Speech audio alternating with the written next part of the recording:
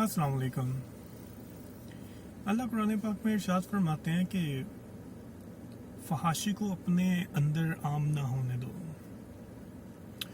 यानी कि ख़ुद को और अपनी सोसाइटी को फहाशी से बचाओ।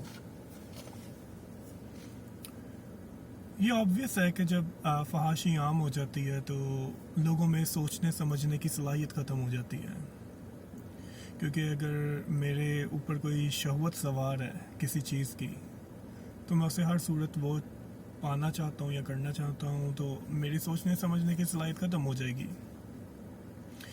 और उससे क्या होता है, माशरे की मोरल वैल्यूज़ जो सी होती हैं वो सब की सब ख़त्म हो जाती हैं। फिर जो चीज़ पहले बहुत मायूब समझी जाती है वो बाद में एक आम सी बात हो जाती है और लोग उसको इग्नोर करते हैं। अगर कोई स्कैंडल सामने आ भी जाता है तो लोग उसको बस एक दिन डिस्कस करते हैं, फिर उसके बाद उसके ऊपर कोई फॉलो अप करने वाला नहीं होता।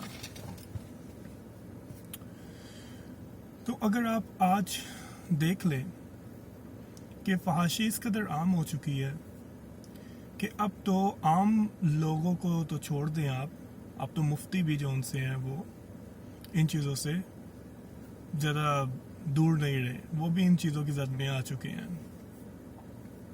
मज़े की बात ये आती है जब मौलवी या कारी या मुफ्ती हजरात ये काम करते हैं कोई अजीबो गरीब किस्म के, तो वो बेचारे शैतान को ब्लेम करने लग जाते हैं कि मेरे ऊपर शैतान आ गया था।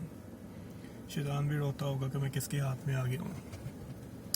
ज़ाहिर सी बात है, हमें अपना मलबा किसी के ऊपर डालना होता है, इंसान की आदत है, तो उसको और तो कोई नज़र तो आता नहीं है। उस टाइम बेचारे शैतान के ऊपर बात चली जाती है और फिर ये खुद कहते रहते हैं कि पत्ता भी जो उनसे नहीं हिलता अल्लाह के हुक्म के बगैर, तो शैतान कैसे कर लेगा। शैतान का काम तो आपको सिर्फ हवा देना है, आपके दिल में आपके कानों में हवा डालना कि कर लो कर लो कर लो। आपकी रजामंदी के बगैर तो वो कुछ कर ही नहीं सकता। आप रजामंद होगे तो वो फिर ही आप उसकी बात मानोगे। तो शैतान को ब्लेम देना ये मुझे इस समझ से बाहर है। मेरे खुद को कसूरवार समझना चाहिए।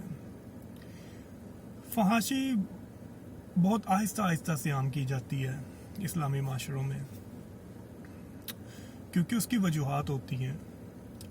आप एकदम से अगर कोई फहाशी को आम करना चाहेगा तो वो माशरा उसको एक्सेप्ट नहीं करेगा, बल्कि वो उसके खिलाफ जंग में निकल आएगा।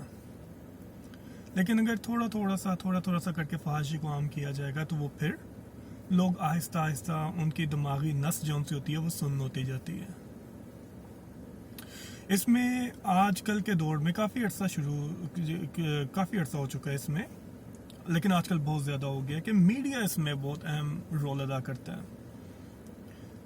तो पहले मीडिया ने आहिस्ता आहिस्ता औरतों का चेहरा दिखाना शुरू किया, दुपट्टे उतारे उनके सरों से, फिर उसके बाद वो गले तक दुपट्टे आए, फिर उसके बाद अजीब गरीब ड्रेसेस आए, फिर उसके बाद उन्होंने एक दूसरे का हाथ पकड़ना शुरू किया ड्रामों में, फिर वो एक दूसरे को गले लगाना शुरू किया। और मज़े की बात है, फिर हम ये कहते हैं कि ये हमारी हलाल की कमाई है। कब किसी गैर मैडम की तरफ देख भी नहीं सकते, उसको टच भी नहीं कर सकते क्योंकि ये हराम है, लेकिन उससे कमाई गई कमाई जो सी होती है वो हलाल हो जाती है। चलो अच्छी बात है। बहरहाल जो सा फहाशी होती है वो बहुत ही आहिस्ता आहिस्ता से परवान चढ़ती है। तो यही चीज़ जो सी होती है, शैतान ने इसका ये एक वार होता है, क्योंकि जब ये जो बुत परस्ती जब शुरू की गई थी तो वो भी ऐसे ही शुरू हुई थी कि जब बहुत पुराने ज़माने में जब लोगों के बड़े इल्म वाले लोग वफ़ात पा जाते थे, मर जाते थे, तो उनमें शैतान घुसता था। वो उनको याद दिलाता था, वो उनकी याद दिलाता था। फिर उनसे कहता था कि अच्छा तुम जो उनसे ना उनकी तस्वीरें बनाना शुरू कर दो ताकि वो हमें याद तो रहे। तो लोगों को ये आइडिया पसंद आया, उन्होंने कहा कि हाँ ठीक है, हमें उसकी तस्वीर बनाना चाहिए। वो तस्वीर बनाते थे, फिर उनकी याद करते थे। फिर उसके बाद आहिस्ता आहिस्ता वो चढ़ते चढ़ते जनरेशन टू जनरेशन वो चलता गया। और फिर उसने कहा कि अब तुम बुत बनाओ इनके, क्योंकि ये बड़े अच्छे लोग हैं, پھر ان کے بت بننا شروع ہو گئے. بت بنتے تھے, پھر جنریشن ٹو جنریشن وہ آگے چلتے رہتے تھے. پھر اس کے بعد کہتا تھا اب ان کو تم سجدے کرو, ان کے کیونکہ یہ خدا کے بہت یہ خدا ہیں ایکچولی یہ, تو لوگ پھر اس کو چلتے جاتے تھے. تو اس طرح بت پرستی آگے عام ہوتی جاتی تھی. تو شیطان نے بھی بہت, یہ آہستہ آہستہ ڈیولپمنٹ ہوتی ہے ہر ایک چیز کی, چاہے وہ اچھائی ہو چاہے برائی ہو. اگر آپ نے اچھا بھی بننا ہے تو اس کی بھی ڈیولپمنٹ بہت آہستہ آہستہ سے پروان چڑھتی ہے. آپ کو اچھی صحبت میں بیٹھنا پڑتا ہے, باتیں سننی پڑتی ہیں, عمل کرنا پڑتا ہے آہستہ آہستہ آہستہ.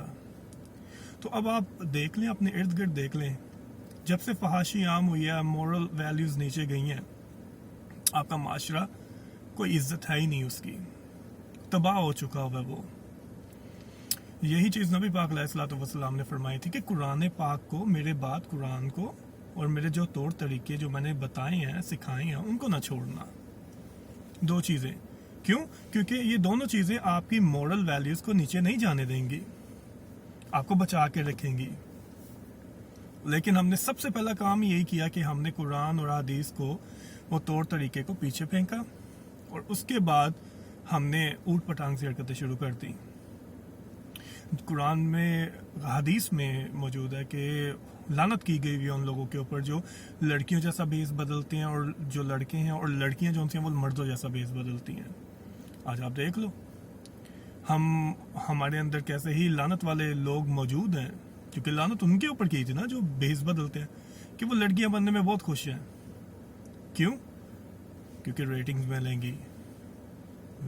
ملیں گی, جو بے وقوف لوگ ہیں وہ خوش ہوں گے, واہ جی واہ کیا بات ہے, کیا کام کیا تم نے. عجیب و غریب حرکتیں کرتے ہیں لوگ صرف اور صرف لائکس کے لیے. تو اس سے کوئی فائدہ تو ہونا نہیں, ڈی مورلائز ہو رہے ہو سب کے سب, کوئی عزت ہے نہیں. پھر مزے کی بات یہ ہوتی ہے, پھر نعرے ہمارے نبی کے امت کے اور خواب ہمارے جنت کے, اور کام ہمارے شیطانی. اچھا کمبینیشن بن رہا ہے نا. سوچنے کی بات ہے, سوچ لو تو سمجھ آ جائے گی کہ کیا ہو رہا ہے ہمارے ساتھ. یا تو ان چیزوں کو جاری رکھو اور شکایت نہ کرو کہ ہمارے ساتھ ہی ایسا کیوں ہو رہا ہے, ہماری ویلیو کیوں نہیں ہے, ہمارے اوپر عذابات کیوں آ رہے ہیں. یا پھر اس کی فکر کر لو, ان چیزوں کو چھوڑ دو, ان کے اوپر غور کرو کہ یار یہ کیا ہو رہا ہے ہمارے ساتھ. اب دونوں تو آپ کر نہیں سکتے. جس طرح کے لوگ کہتے ہیں کہ جی دین اور دنیا دونوں رکھنا ہے, مجھے نہیں سمجھ آتی کہ کون سی دین اور دنیا کی وہ باتیں کر رہے ہیں جہاں پہ وہ دنیا میں تو گھس کے دین کو تو بھول جاتے ہیں, لیکن دین میں جاتے ہیں تو اس سے جلدی سے نکلنے کی کوشش کرتے ہیں کہ یار میرا دنیا خراب ہو رہی ہے میری. تو اس کے اوپر غور کیجئے گا اور پھر آپ کو پتہ چل جائے گا کہ کیا حقیقت ہے. اللہ حافظ.